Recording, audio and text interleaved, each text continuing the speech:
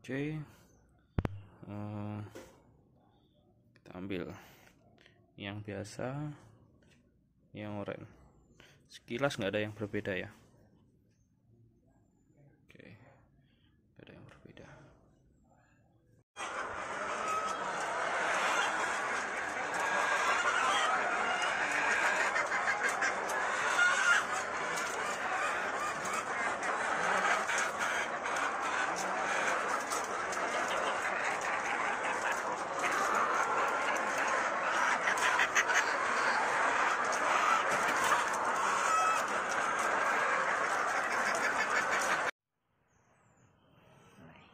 Kali ini saya membedakan antara telur omega dan telur Arab. Telur Arab omega dan telur Arab pucat atau biasa. Ini sekilas sama ya. Kalau dari luar sekilas sangat sama, sangat mirip. Ini ada dua jenis. Jadi yang tiga ini sudah omega jenisnya enggak. Nah, untuk membedakannya bisa dilihat. Ini telur yang udah saya rebus. Saya kasih tanda omega 3 karena saya tidak bisa membedakannya. Kalau udah seperti ini nggak bisa membedakannya. Untuk pertama contoh yang udah direbus ya. Ini udah direbus. Ketika diputar dia akan berputar seperti ini. Tapi yang belum direbus jika diputar dia nggak bisa. Ini contoh perbedaan telur mana yang udah direbus yang enggak. Nah, ini udah direbus. Nah, berarti ini tiga ini udah direbus, yang tiga ini sepertinya belum. Ini nggak bisa diperputar. Ini juga nggak bisa. Oke, itu yang pertama. Nah, dari ketiganya ini ada yang biasa, ada yang omega. Untuk mana yang omega sangat jelas tidak bisa dibedakan dari luar, hanya bisa dilihat dari dalam. Nah, untuk pembedaannya yang pertama pakai senter sebenarnya. Nah, untuk pengecekannya omega itu bisa dicek seperti ini.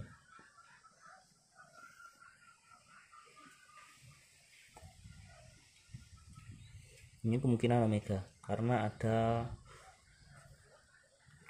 warna merahnya di dalam, lebih terang. Nah, ini omega ini lebih kelihatan sekali. Oke, dari yang dua omega yang biasa. Untuk pengecekan fisiknya sangat tidak bisa digunakan, sangat tidak bisa dicek fisik. Jadi harus dicek manual, langsung dipecah. Kita coba pemecahannya.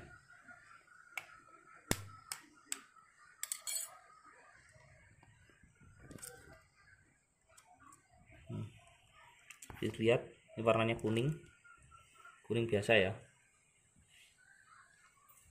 Ini bukan telur omega. Oke. Kemudian yang satunya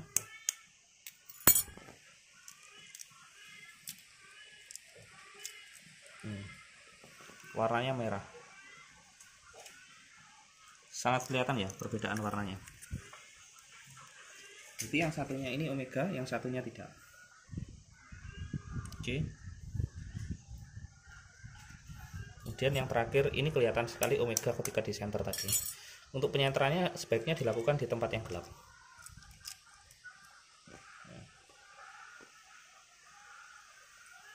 Oke. Jelas ini omega.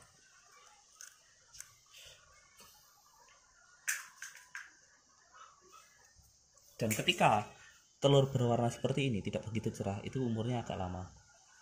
Nah, ketika umur telur itu masih baru,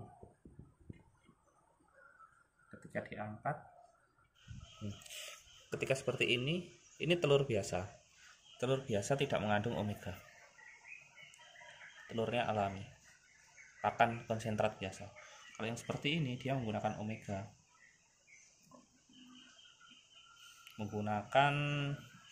Kenapa telurnya bisa omega? Dia menggunakan bahan kimia seperti santan santin untuk pemerah kuning telurnya. Terus ini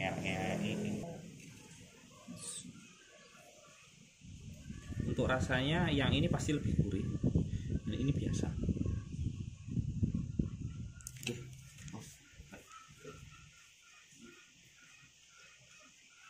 Selanjutnya adalah telur ini udah matang. Kalau sudah matang ini sangat nggak bisa dicek pakai santer pun nggak bisa. Ini saya sudah tandai omega 3 dan ini, jadi keduanya ini omega. Ketika direbus hasilnya akan seperti ini.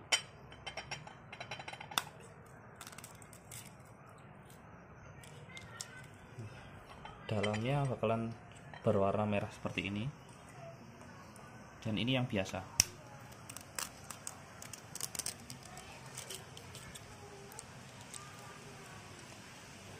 Oke, sangat kelihatan jelas perbedaannya.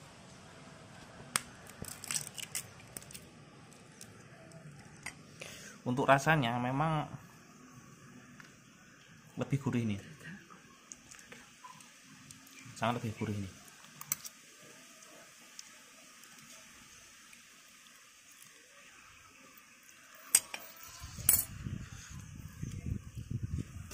Cara-cara pemerah telur seperti ini, untuk membuat telur merah seperti ini atau omega seperti ini, yang pertama menggunakan obat kimia, itu santin. Menggunakan dengan kandungan protein tinggi, pakan dengan kandungan protein tinggi, salah satunya santin, hanya salah satunya ya. Yang kedua menggunakan kepala udang. Tapi untuk menggunakan kepala udang itu hanya musiman, ketika musim udang aja. Ketika nggak ada, nanti kesulitan kita mendapatkan bahan bakunya. Nah, biasanya untuk bebek asin juga seperti ini. Kalau rata-rata penjualannya itu untuk yang asin harus yang merah ini supaya masir. Kalau yang biasa gini tidak merah, itu kurang masir. Bukan warnanya kurang menarik ya. Jadi biasanya telur bebek itu rata-rata yang merah. Efek untuk penggunaan pemerah kayak gini, rata-rata untuk produksinya itu akan menurun nantinya. Menurun, tapi ininya merah. Dan untuk harga jualnya biasanya selisih 100 rupiah. Yang ini dan yang ini rata-rata selisih 100 rupiah, bisa sampai kadang 400 paling mahal. Oke, itu saja video dari saya. Kurang lebihnya